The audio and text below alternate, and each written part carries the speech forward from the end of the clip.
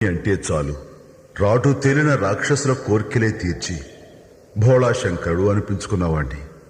కోటి లింగాలలో నన్ను నిలబెట్టిన వాడివి నీ కోరిక కాదంటారా?